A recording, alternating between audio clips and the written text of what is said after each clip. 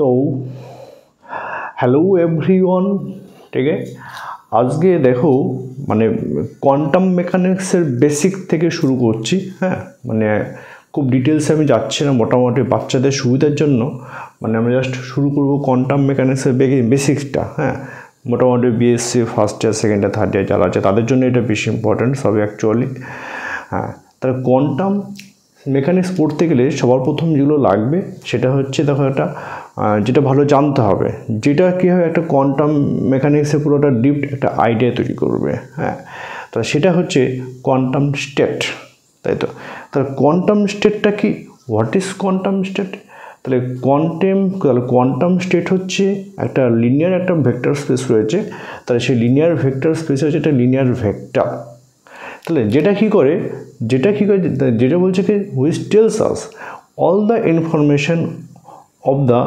Quantum system তাহলে quantum system যে রয়েছে তাহলে সেই কোয়ান্টাম সিস্টেমের সমস্ত ইনফরমেশনটা কী হবে এটা বলে দেবে অ্যান্ড দিস কোয়ান্টাম স্টেট তাই তো this quantum state can be form in the কি তাহলে এই স্টেটটাকে কী বলতে কোয়ান্টাম স্টেটটাকে আমরা কীভাবে লিখতে পারি সেটা লেখা যেতে পারে তো মোটামুটি একটা ওয়েভ ফাংশন হিসেবে লেখা যেতে পারে তাই তো একটা ম্যাট্রিক্স ফর্মে লেখা যেতে পারে এবং একটা কোয়ান্টাম নাম্বার ইট ইজ এই ফর্মে আমরা সেটাকে লিখতে পারি ঠিক আছে তাহলে হোয়াট ইজ কোয়ান্টাম স্টেট বা কোয়ান্টাম স্টেট তাহলে মেন হচ্ছে কোয়ান্টাম স্টেট ঠিক আছে তাহলে quantum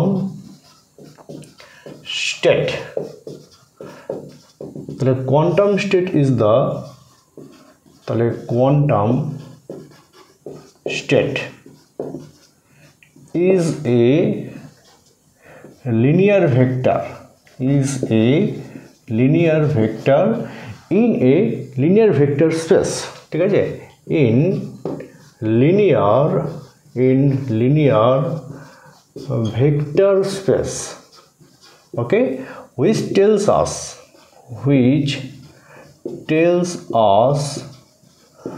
all the information about the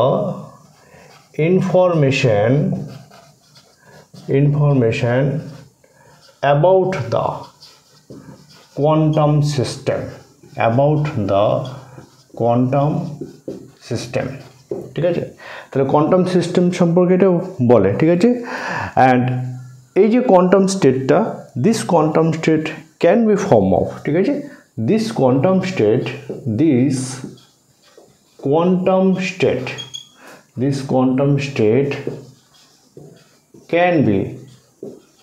can be in the form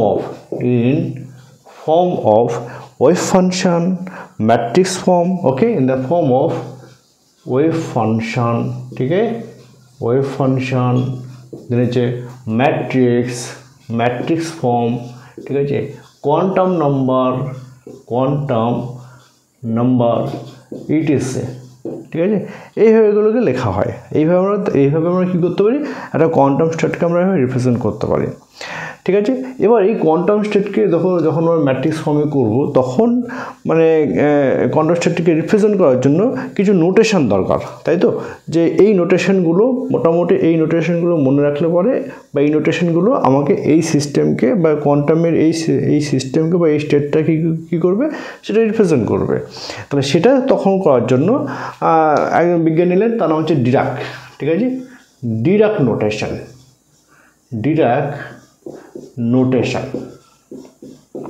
তাহলে হোয়াট ইজ ডিরাক নোটেশন তাহলে ডিরাক নোটেশন কি হচ্ছে তাহলে Dirac gave some notation two represent the quantum state তাহলে কোয়ান্টাম স্টেটকে রিপ্রেজেন্ট করার জন্য ডিরাক কিছু নোটেশন দিয়েছিলেন ঠিক আছে তাহলে কী হচ্ছে তাহলে ডিরাক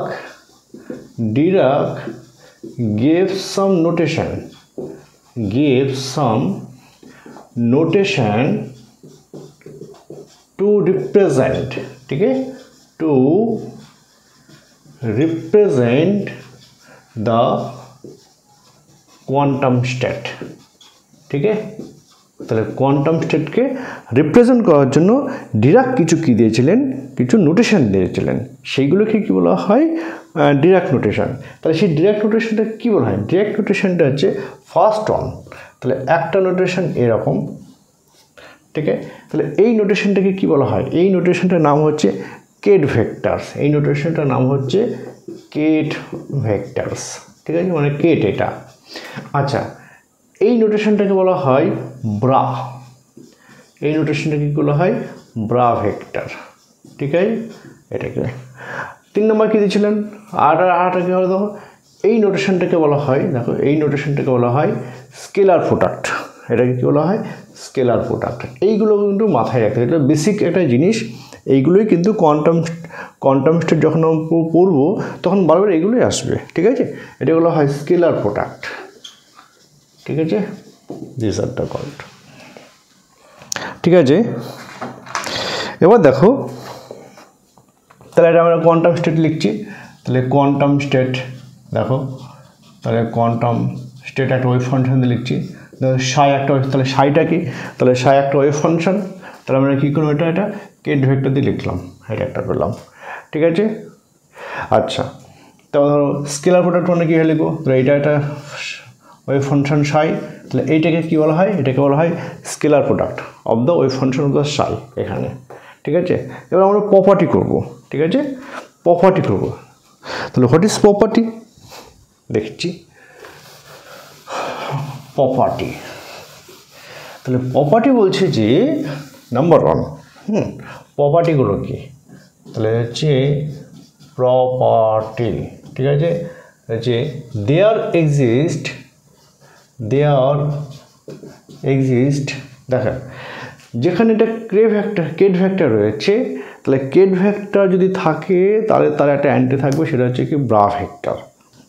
তাহলে বলতে পারি কি there exist a ket vector corresponding to কে ব্রা ভেক্টরস, ঠিক আছে।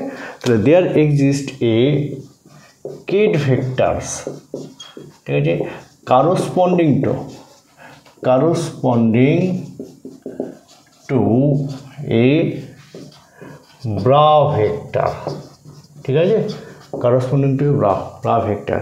কীরকম দেখাচ্ছি, ধরো এটা একটা কেট ভেক্টর হলো, ঠিক আছে। তাহলে এটাকে আমরা কী করবো, এটাকে আমরা ব্রা ভেক্টর করব।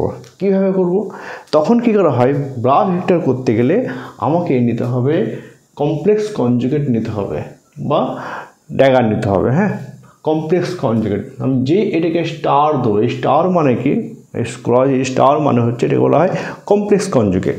তাহলে আমরা কেট ভেক্টরকে যখন আমরা কমপ্লেক্স কনজুগেট করব, সাথে সাথে আমরা কী পাবো, সাথে সাথে আমরা পাবো দেখো ব্রা ভেক্টর পেয়ে গেলাম, এটা পেয়ে গেলাম, ঠিক আছে। সাথে আমরা কী পাবো, ব্রা ভেক্টর পেয়ে যাবো এইটা। আচ্ছা, নাম্বার 2 দেখো কেট ভেক্টর, দেখো এইটা হচ্ছে কেট ভেক্টর।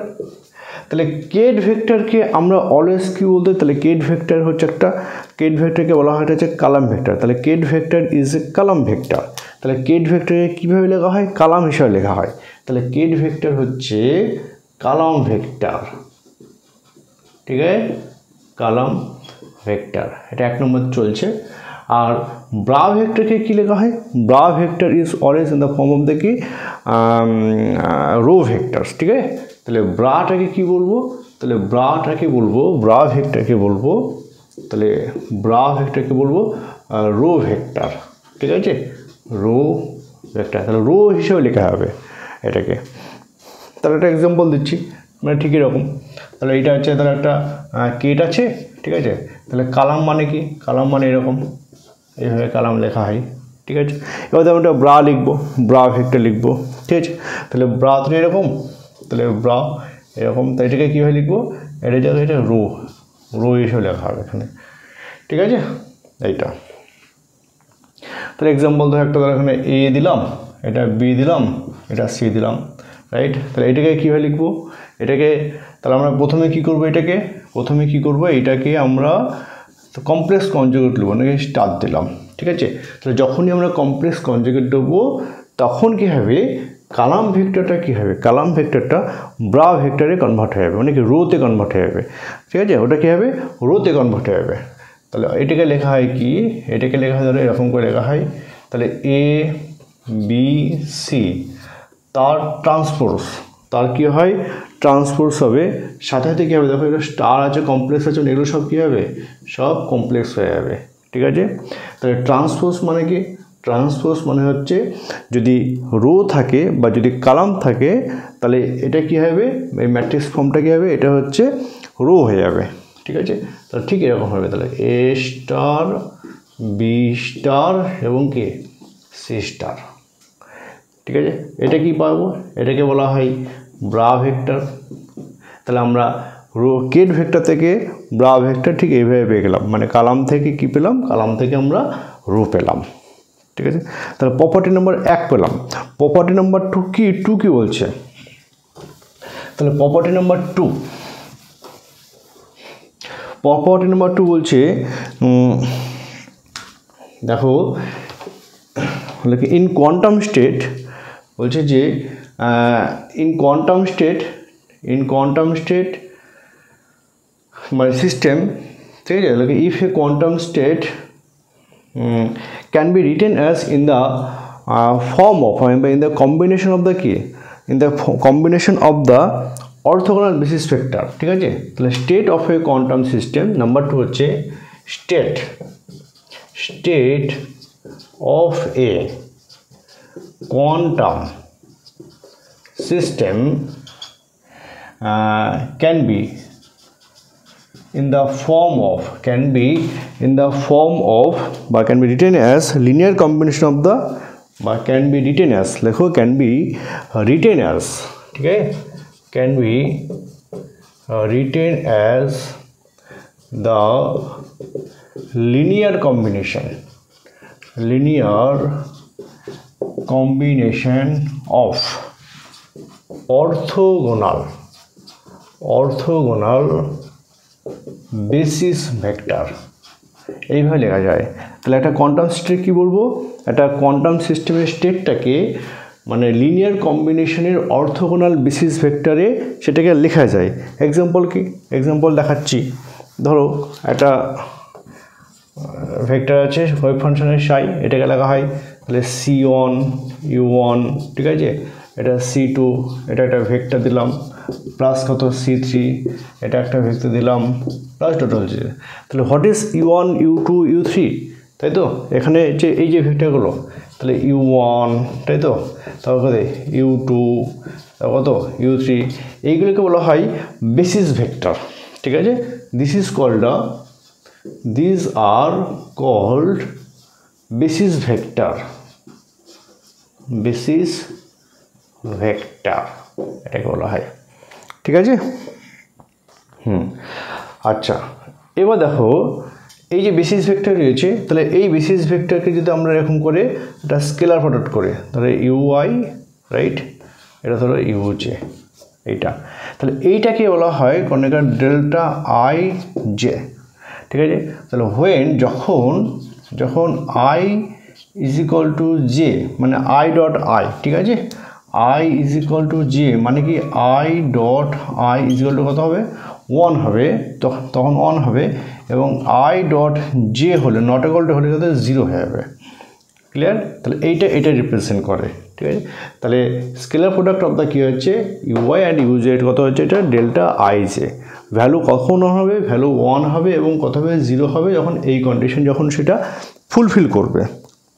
ঠিক আছে, আচ্ছা, তাহলে ধরো এটা হচ্ছে 1 নম্বর ইকুয়েশন। তাহলে আমরা 1 নম্বর ইকুয়েশনে কী করলাম, 1 নম্বর ইকুয়েশন আমরা আবার স্কেলার প্রোডাক্ট করছি। হ্যাঁ, তাহলে taking scalar product, in equation 1, equation নম্বরে কী করছি, ইকুয়েশন নম্বর 1 আমরা স্কেলার প্রোডাক্ট করছি। তাহলে কীরকম হচ্ছে স্কেলার প্রোডাক্ট, তাহলে স্কেলার প্রোডাক্ট মানে এরকম, দেখো এটা এরকম আছে, এই যে সাই, তাই তো, তাহলে স্কেলার প্রোডাক্ট কাকে করবো, কত দিয়ে করবো, স্কেলার প্রোডাক্ট করবো দেখো U1 দিয়ে করবো, তাই তো। তাহলে এখন এখানে লিখছি U1 যে বেসিস ভেক্টর রয়েছে, এই যে এইটা দিয়ে স্কেলার প্রোডাক্ট করছে দুদিকে, বোথ সাইড, এদিকেও করছি এদিকেও করবো। তাহলে এটা যেমন কী পাচ্ছি দেখো C1, রাইট, তাহলে U1, এটা U1 প্লাস C2, এটা U1 U2 প্লাস C3, এটা কত হচ্ছে C3, এটা হচ্ছে U1 U3 plus dot dot dot. তাহলে দেখো এবার যদি এই কন্ডিশন আমরা অ্যাপ্লাই করি, এটা 1 এটা 1, তাই তো? তাহলে ওয়ান অন, তাহলে ওয়ান অন মানে কি আই সমান জে, মানে আই ডট আই হলে কত ওয়ান হবে, তাহলে এই ভ্যালুটা কত হবে ওয়ান হবে, বাকি সব কত হবে জিরো হবে, রাইট? তাহলে আমরা এটা বলতে পারি কি যে ইউ ওয়ান সাই, তাই তো, is equal to C on, এটা একটা ওয়ান হয়ে গেল, এটা পেলাম, তাহলে সি অন কত পেলাম ওটা পেয়েছি। তাহলে ওইটাকে বলা হয় অ্যামপ্লিটিউড রিপ্রেজেন্টেশন, এটা ওটাকে বলা হয় কি অ্যামপ্লিটিউড রিপ্রেজেন্টেশন। আচ্ছা, নাও P1 is equal to হচ্ছে C1 তার mod square. This is called the probability of finding the system in any state. This is called কি? This is called probability. ঠিক আছে? Probability of finding the system. কোথায়? এই সিস্টেমে, এই যে in the vectors কত এটা finding the systems in the state of, তাই তো, in state কোথায় u1 ভেক্টরে, u1 বেসিস ভেক্টরে একটা মানে পার্টিকেলের যে ফাইন্ডিং এর যে প্রবাবিলিটি সেটা এইটা হলো। সিমিলারলি কী হবে, সিমিলারলি যদি টেকিং স্কেলার প্রোডাক্ট কত হবে, টেকিং স্কেলার প্রোডাক্টটা ইউ2 দিয়ে করলাম এটা দিয়ে, তাহলে কত পাবো, ডাইরেক্ট কত হবে, এটা এবার এইটা পাবো, তাই তো, তারপরে কত করবো, তারপরে স্কেলার প্রোডাক্ট অফ কত হবে u3 করবো, তাহলে আলটিমেট আমরা কী পাবো, আলটিমেট ফর্মুলা বলতে পারি কি, আলটিমেট ফর্মুলা পি পাবো, probability P1 plus P2 plus P3 plus dot dot dot, এটা এখানে কী লেখা হয়, তাহলে C1 স্কোয়ার, তাহলে C2 square plus C3 square plus dot dot dot dot. So these are the probability of finding the system in any state.